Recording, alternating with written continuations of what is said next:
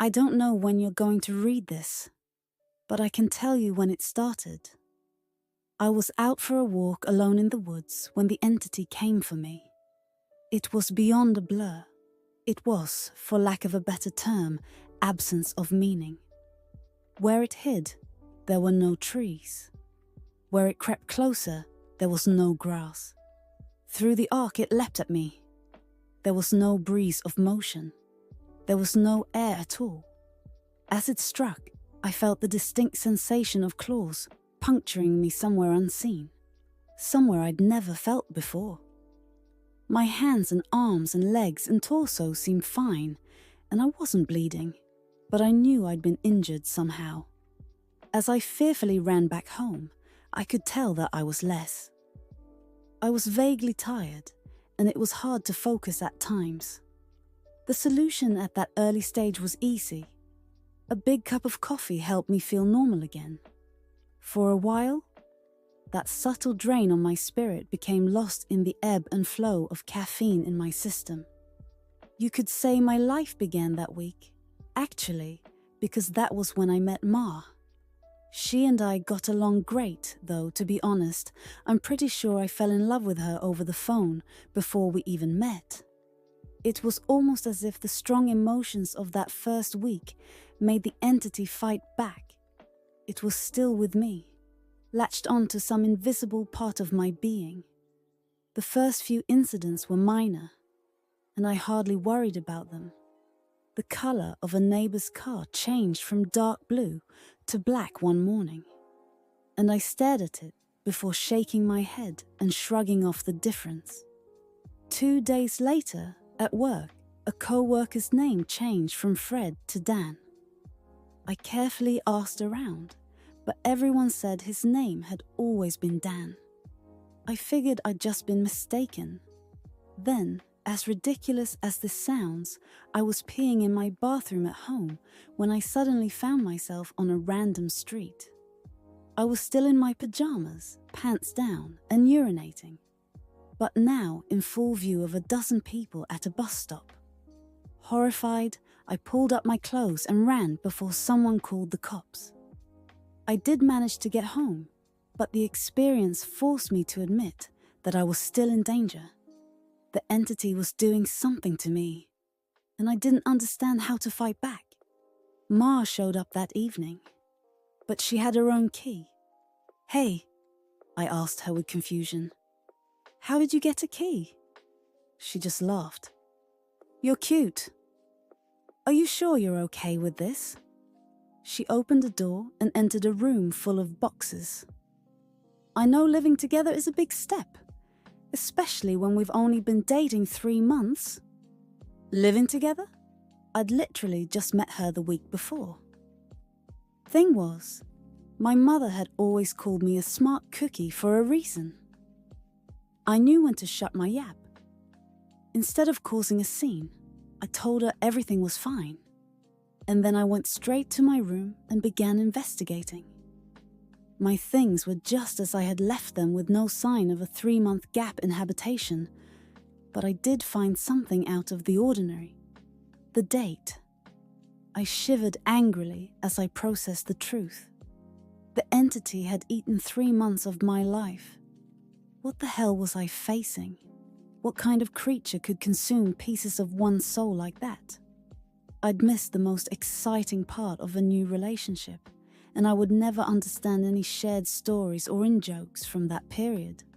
Something absurdly precious had been taken from me, and I was furious. That fury helped suppress the entity. I never imbibed alcohol. I drank coffee religiously. I checked the date every time I woke up. For 3 years, I managed to live each day while observing nothing more than minor alterations. A social fact here and there. Someone's job, how many kids they had, that sort of thing. The layout of nearby streets. The time my favorite television show aired, that kind of thing.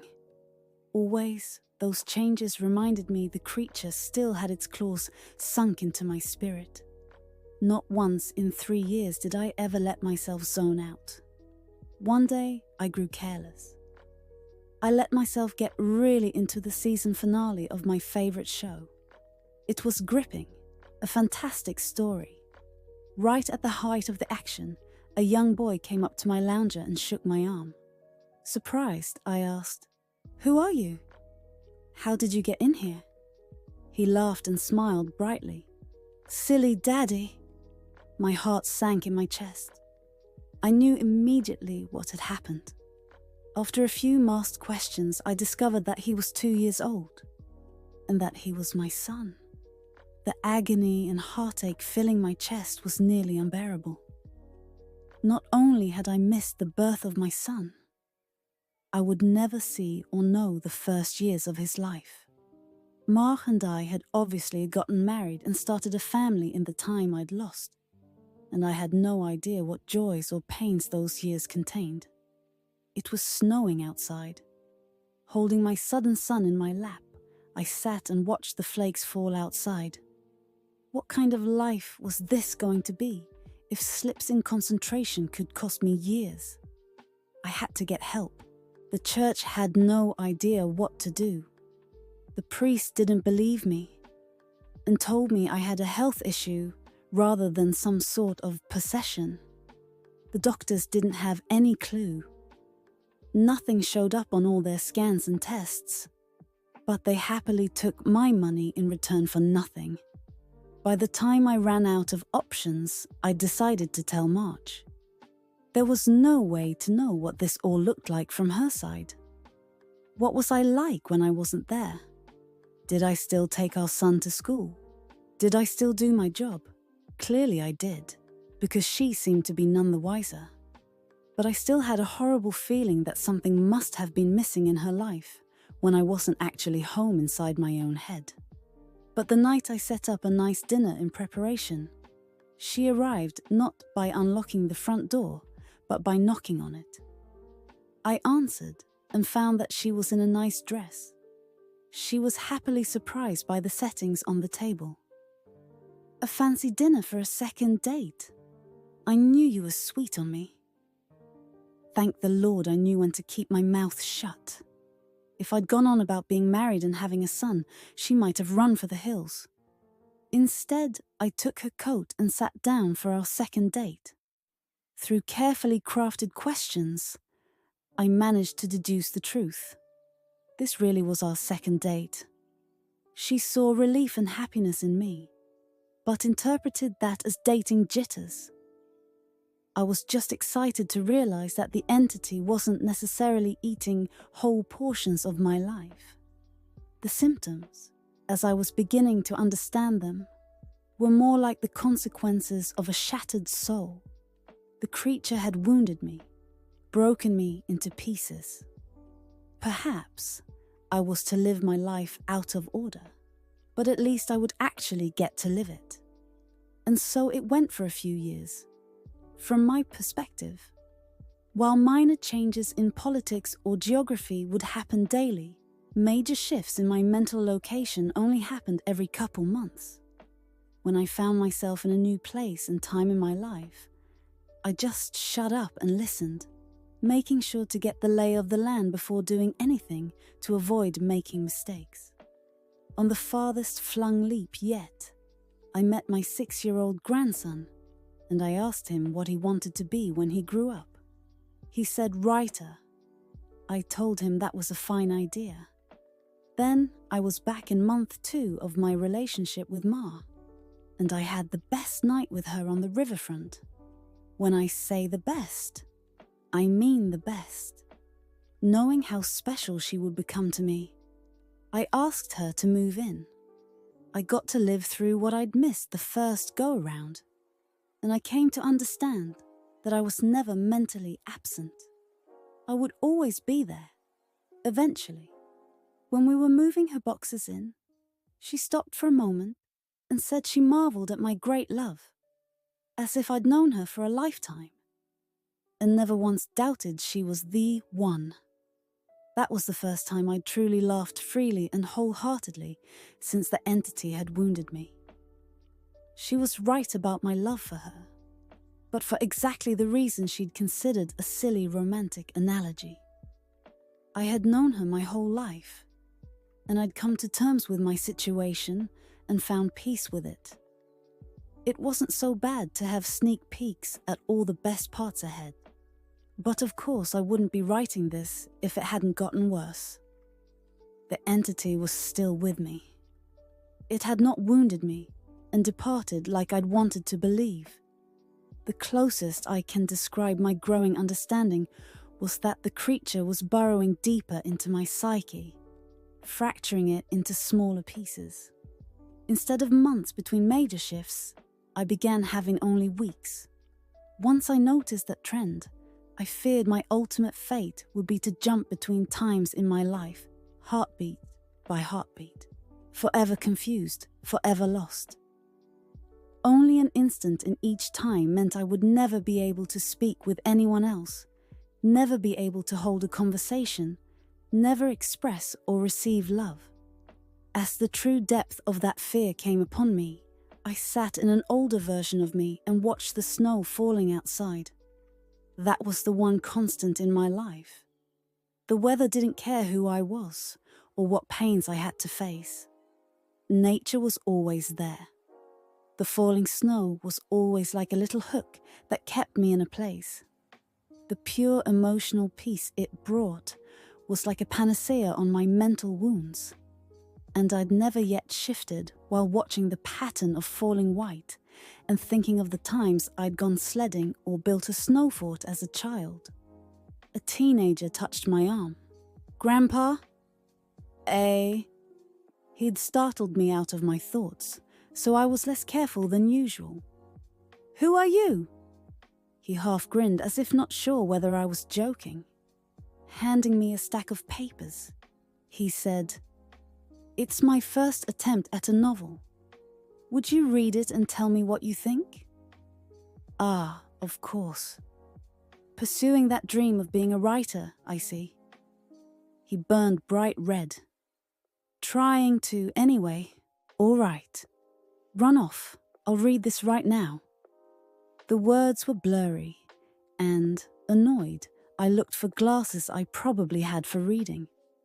Being old was terrible, and I wanted to leap back into a younger year, but not before I read his book. I found my glasses in a sweater pocket and began leafing through. Ma puttered in and out of the living room, still beautiful, but I had to focus. I didn't know how much time I would have there. It seemed that we had relatives over. Was it Christmas? A pair of adults and a coupled kids I didn't recognize tromped through the hallway, and I saw my son, now adult, walk by with his wife on the way out the door. As a group, the extended family began sledding outside. Finally, I finished reading the story, and I called out for my grandson. He rushed down the stairs and into the living room. "How was it?" "Well, it's terrible," I told him truthfully. "But it's terrible for all the right reasons. You're still a young man, so your characters behave like young people, but the structure of the story itself is very solid." I paused. "I didn't expect it to turn out to be a horror story." He nodded. "It's a reflection of the times. Expectations for the future are dismal, not hopeful like they used to be. You're far too young to be aware like that," I told him. An idea occurred to me. "If you're into horror, do you know anything about strange creatures?" "Sure. I read everything I can. I love it." Warily, I scanned the entrances to the living room. Everyone was busy outside. For the first time, I opened up to someone in my life about what I was experiencing. In hushed tones, I told him about my fragmented consciousness. For a teenager, he took it well. "You're serious?" "Yes." He donned the determined look of a grown man accepting a quest. "I'll look into it, see what I can find out. You should start writing down everything you experience. Build some data. Maybe we can map your psychic wound." Wow. Sounds like a plan. I was surprised. That made sense, and I hadn't expected him to have a serious response. But how will I get all the notes in one place? Let's come up with somewhere for you to leave them, he said, frowning with thought. Then I'll get them, and we can trace the path you're taking through your own life. See if there's a pattern. For the first time since the situation had gotten worse, I felt hope again. How about under the stairs? Nobody ever goes under there. Sure. He turned and left the living room. I peered after him. I heard him banging around near the stairs. Finally, he returned with a box, laid it on the carpet and opened it to reveal a bursting stack of papers. He exclaimed, "Holy crap!"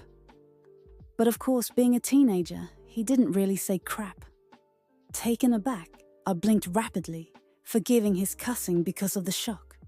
Did I write those? He looked up at me with wonder. Yeah. Or you will. You still have to write them and put them under the stairs after this. He gazed back down at the papers, then covered the box. So you probably shouldn't see what they say. That could get weird. That much I understood. Right. He gulped. There are like 50 boxes under there, all filled up like this. Deciphering these will take a very long time. His tone dropped to deadly seriousness. But I will save you, Grandpa, because I don't think anyone else can. Tears flowed down my cheeks then, and I couldn't help but sob once or twice. I hadn't realized how lonely I'd become in my shifting prison of awareness until I finally had someone who understood. Thank you. Thank you so much. And then I was young again, and at work on a random Tuesday. Once the sadness and relief faded, anger and determination replaced them. After I finished my work, I grabbed some paper and began writing. While the weeks shifted around me, while those weeks became days and then hours, I wrote every single spare moment about when and where I thought I was. I put them under the stairs out of order. My first box was actually the 30th, and my last box was the first. Once I had over 50 boxes written from my perspective, and once my shifting became a matter of minutes. I knew it was up to my grandson to take it from there. I put my head down and stopped looking. I couldn't stand the river of changing awareness any longer. Names and places and dates and jobs and colours and people were all wrong and different. I'd never been older. I sat watching the snowfall. A man of at least 30 that I vaguely recognized entered the room. Come on. I think I finally figured it out. I was so frail that moving was painful. Are you him? Are you my grandson? Yes. He took me to a room filled with strange equipment and sat me in a rubber chair facing a large mirror, twice the height of a man. The pattern finally revealed itself. How long have you worked on this? I asked him, aghast. Tell me you didn't miss your life like I'm missing mine. His expression was both stone cold and furiously resolute. It'll be worth it.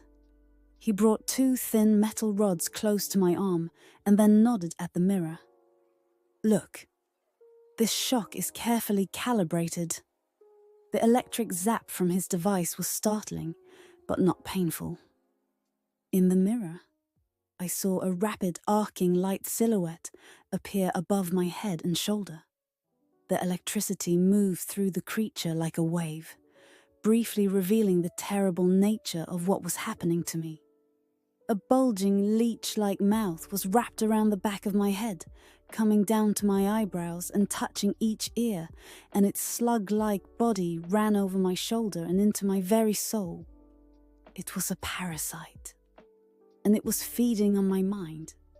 My now adult grandson held my hand as I took in the horror. After a moment, he asked, "Removing it is going to hurt very badly.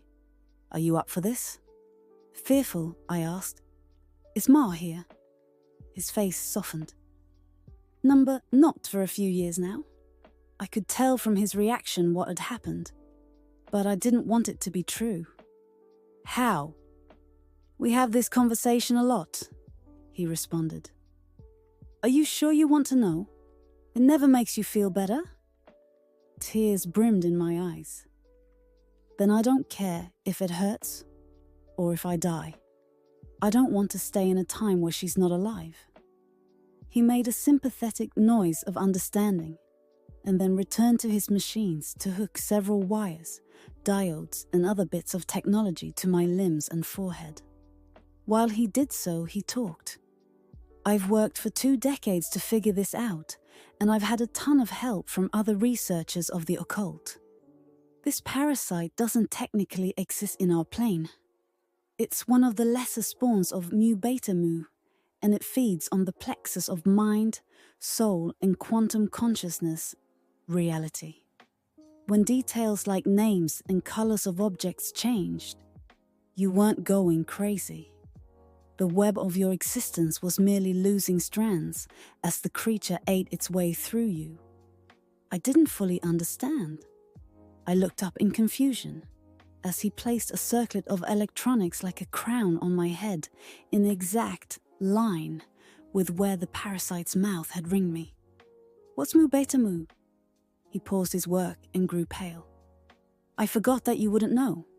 You're lucky. Believe me. After a deep breath, he began moving again and placed his fingers near a few switches. Ready? This is carefully tuned to make your nervous system extremely unappetizing to the parasite. But it's basically electroshock therapy. I could still see Mars smile. Even though she was dead, I'd just been with her moments ago. Do it! The click of a switch echoed in my ears, and I almost laughed at how mild the electricity was. It didn't feel like anything, at least at first. Then I saw the mirror shaking, and my body within that image convulsing. Oh, it did hurt. Nothing had ever been more painful. It was just so excruciating that my mind hadn't been able to immediately process it. As my vision shook and fire burned in every nerve in my body, I could see the reflected trembling light silhouette of the parasite on my head as it writhed in agony equal to mine. It had claws, 6 clawed, lizard-like limbs under its leech-like body, and it cut into me in an attempt to stay latched on. The electricity made my memories flare. Mars' smile was foremost, lit brightly in front of a warm fire as the snow fell past the window behind her. The edges of that memory began lighting up, and I realized that my life was one continuous stretch of experience. It was only the awareness of it that had been fragmented by that feasting evil on my back. I'd never managed to be there for the birth of my son. I'd jumped around it a dozen times, but never actually lived it. For the first time, I got to hold Mars' hand and be there for her. No. That moment had shifted seamlessly into holding her hand as she lay in a hospital bed for a very different reason. Not this. God, why? It was so merciless to make me remember this. I broke down in tears as nurses rushed into the room. I didn't want to know. I didn't want to experience it. I'd seen all the good parts, but I hadn't wanted the worst part. The inevitable end that all would one day face. It wasn't worth it. It was tainted. All that joy was given back 10,000-fold as pain. The fire in my body and in my brain surged to sheer white torture, and I screamed. My scream faded into a surprised shout as the machines and electricity and chair faded away. Snow was no longer falling around my life. I was out in the woods on a bright summer day. Oh God. I turned to see the creature approaching me. It was the same absence of meaning, the same blank on reality. It crept forward, just like before, but this time it hissed and turned away. I stood, astounded at being young again and freed from the parasite. My grandson had actually done it. He'd made me an unappetizing meal, so the predator of mind and soul had moved on in search of a different snack. I returned home in a daze, and while I was sitting there processing all that had happened, the phone rang. I looked at it in awe and sadness. I knew who it was. It was Marjorie, calling for the first time for some trivial reason she'd admit 30 years later was made up just to talk to me. But all I could see was her lying in that hospital bed dying. It was going to end in unspeakable pain and loneliness. I would become an old man, left to sit by myself in an empty house. His soulmate gone long before him. At the end of it all, the only thing I would have left, sitting and watching the falling snow. But now, thanks to my grandson, I would also have my memories. It would be a wild ride, no matter how it ended. On a sudden impulse, I picked up the phone. With a smile, I asked, "Hey, who's this?" Even though I already knew.